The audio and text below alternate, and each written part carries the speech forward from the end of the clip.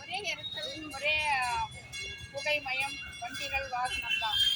ஆனா இதற்கு நடுவுல இது போல ஒரு குளம் ஒரு தடவை சுற்றி வந்து 1/2 கிலோமீட்டர் ஆகுது.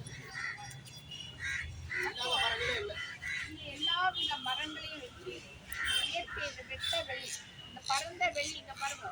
அங்க போனீங்கன்னா நீங்க தலையில ஆகாயமே தெரியாது இல்லையா? ஆனா இந்த இடத்துல நல்ல பஞ்ச பூதங்களும் நிலம், நீர், இந்த உஷ்ணமிற்கு நெருப்பு, காற்று, ஆகாயம், இந்த பஞ்ச பூதத்துடைய நடுவுல இயற்கையோடு ஒன்றி நாம் இருக்கிறோம்னு சொன்னா நம்முடைய சுற்றுப்புற சூழ்நிலையும் அந்த இதெல்லாம் காப்பாற்றினாதான் இதை நமக்கு கிடைக்கும். இப்போ நம்ம இங்க தினந்தோறும் காலையில மாலையில எல்லாருமே இங்க நடந்து வருவீங்க அப்படின்னு நான் நினைக்கிறேன். அப்ப இப்படி நடக்கும் போது எதுக்காக நம்ம நடந்து வரோம்? நம்முடைய ஆரோக்கியம். வீதிக்கு 4 ஹாஸ்பிட்டல் இருக்கு, எல்லாம் இருக்கு, எவ்வளவு மருந்துகள் எடுத்துக்கிறோம். ஆனா அது எல்லாம் கிடைக்காதது ஒரு ஆரோக்கியத்தை எது தருது? இயற்கையோடு நாம ஒன்றி இருக்கும் போதுதான் நமக்கு அந்த ஆரோக்கியம். அதனாலதான் இப்ப நம்ம சுற்றி வரோம். இந்த வெட்ட வெளியில இந்த எல்லா வித காற்று இதனுடைய நடுவுல நாம வந்து இருக்கும் போதுதான் அந்த எனர்ஜி நமக்கு கிடைக்குது. நாம சாப்பிடக்கூடிய உணவு இதுல எல்லாம் கிடைக்கக்கூடிய ஆற்றல் வந்துங்கிறது குறைவுதான் நம்ம சரீரத்துக்கு. இந்த பிரபஞ்ச சக்தியிலே இந்த பஞ்சபூதத்திலிருந்து நம்ம உடம்புல எடுக்கக்கூடிய ஆற்றல் தான் நம்ம உடம்புக்கு கிடைக்கக்கூடிய ஆரோக்கியம். இதுல நீருங்கிறது ஒரு முக்கியமான விஷயம். இந்த நீரை வச்சுதான் இந்த இடத்துல நமக்கு வந்து இந்த வசதி. இது முன்னால எப்படி இருந்தது? அதாவது அது ஒரு காலம் அப்படின்னு நம்ம ஆயிப்போச்சு இல்லையா? 4-5 வருடத்துக்கு முன்னால இந்த இடம் எப்படி இருந்தது அப்படின்றது நம்ம எல்லாருக்கும் இந்த பகுதியில் உள்ளவங்களுக்கு தெரியும். ஆனா இது இங்க ஒரு கூட்டு முயற்சி, ஒருத்தருடைய உள்ளத்துல ஏற்பட்ட அந்த ஒரு தாக்கம், அது எல்லாரையும் ஒருங்கிணைத்து செஞ்ச இந்த கூட்டு முயற்சியில இப்ப இப்படிப்பட்ட ஒரு இடம் நமக்கு வந்து கிடைச்சிருக்கு. நாளைக்கு நம்முடைய சந்ததியருக்கு நாம் என்னத்தை விட்டுட்டு போவோம்? நிறைய சொத்து, நல்ல பங்களா, காரு, நகை, இதெல்லாம் தானே விட்டுட்டு போவோம். ஆனா இயற்கைங்கிற விஷயத்த பாழ் பண்ணிட்டு நாம கொடுக்கக்கூடிய அந்த சொத்துக்களை வச்சு அவங்க என்ன பண்ணுவாங்க? ஆரோக்கியம்ங்கிறது எங்க போகுது? நம்ம இந்த பஞ்சபூதத்தையும் சுற்றுப்புற சூழ்நிலையும் காப்பாத்துறது தான் உண்மை. காப்பாற்றி அடுத்த ஜெனரேஷன் நம்ம தரணும். அதுதான் நம்ம அவங்களுக்கு கொடுக்கக்கூடிய உண்மையான சொத்து. அதுல இந்த நீர்ங்கிறது இப்ப ரொம்ப வந்து பாழ்பட்டு இருக்கு. பெங்களூர்ல என்னாச்சு இப்போ 2 மாசமா? சரி, என்ன உங்க பெங்களூர்ல இந்த பாலைவனம் ஆயிடுச்சா? பெங்களூரு தண்ணி ஓடிதான் இருக்கு எல்லா இடத்துலயும் நிரப்ப. ஏன் பின்ன பிரச்சனை? அந்த தண்ணீர் உபயோகத்திற்கு பயன்பட முடியாத அளவுக்கு அதுல நம்ம கழிவுகளையும் வேஸ்டேஜையும் கெமிக்கலையும் கலந்து பாழாக்கிட்டோம். அதனால அந்த தண்ணீர் வந்து உபயோகத்துக்கு இல்லாம போனதுனால அந்த பிரச்சனை. சென்னையும் அப்படி ஆகாம இருக்கணும்னா அது யார் கையில இருக்கு? நம்ம கையில தான் இருக்கு.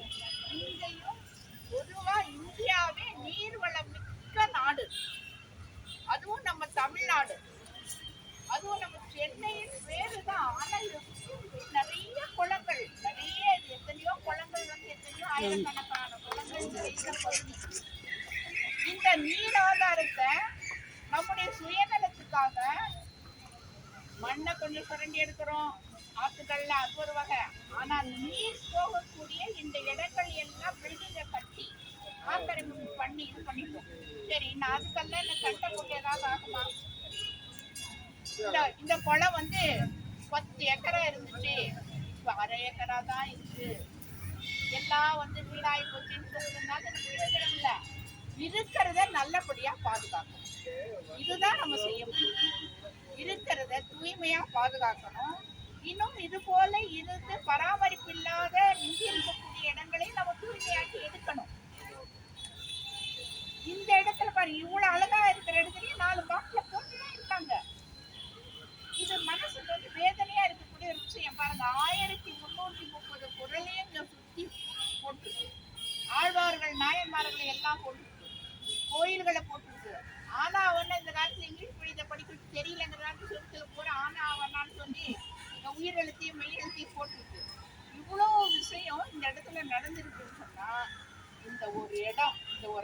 ஏக்கர் பகுதி, அரை ஏக்கரா இல்லை, அரை ஏக்கரா இல்லை, ஒரு சுத்தி வந்தா அரை கிலோமீட்டர் ஆகக்கூடிய இந்த சுற்றளவு உள்ள இந்த இடம் நம்ம கிட்ட பாதுகாப்பா இருக்கிறதுனாலதான் நமக்கு இந்த இயற்கை கிடைக்குது. கொஞ்ச நேரம் ஒரு 5 நிமிஷத்துக்கு முன்னால அந்த வாத்துகளுக்கு ஆகாரத்தை கொடுக்கும். எவ்வளவு சந்தோஷம். நம்மளாம் இப்ப என்ன சுத்தி என்ன வேணும் டமோட்டா எல்லாம் வாங்கி சாப்பிடக்கூடிய இந்த காலத்துல, ஆனா இன்னைக்கு இந்த ஒரு வாயில்லாத இந்த ஒரு பறவை இனத்துக்கு கொஞ்சம் பிஸ்கட்டை பிச்சு போட்டா அது பார்த்து வயிறு நிரம்புன திரும்பி போச்சு. பாத்தீங்களா, முதல் ட்ரிப் சாப்பிட்டது எல்லாமே ரிட்டர்ன் போயிட்டு அடுத்தது வராங்க. இந்த மனுஷன் மட்டும்தான் சுயநலத்தினுடைய ஒரு உச்சாணி குப்புல இருக்கான். அவனுக்கு போறன்ற எண்ணம் வர்றதே கிடையாது. சாப்பிட்ட பிறகு அந்த பறவை கூட போகுது, அடுத்த வேலைக்கு நமக்கு கிடைக்கும். நம்ம வாழ்ந்தா மட்டும் போறாது, நமக்கு தலைமுறைக்கு வாழணும்னு சேர்க்கிறோம். ஆனா அது என்ன ஆகுது? தான தர்மம் செய்யக்கூடிய எண்ணங்கள் இல்ல. சரி, தான தர்மம் பண்ணா போட்டோம். இந்த இயற்கையை பாதுகாக்கணும், சுற்றுப்புற சூழலையும் பாதுகாக்கணும். நீர் இல்லாம உலகத்தில் எதுவுமே இல்ல. நீரின்றி அமையாது உலகு. இதெல்லாம் நிறைய நம்ம சொல்லிட்டே தான் இருக்கோம். இந்த தண்ணியை பாதுகாக்கிறது, நான் இருக்கிற பகுதியில எனக்கு இந்த குளம் இருக்கு, அப்ப எனக்கு முடிஞ்சிட்டு நான் காலையில் சாயங்காலம் ஆனா நான் நல்லா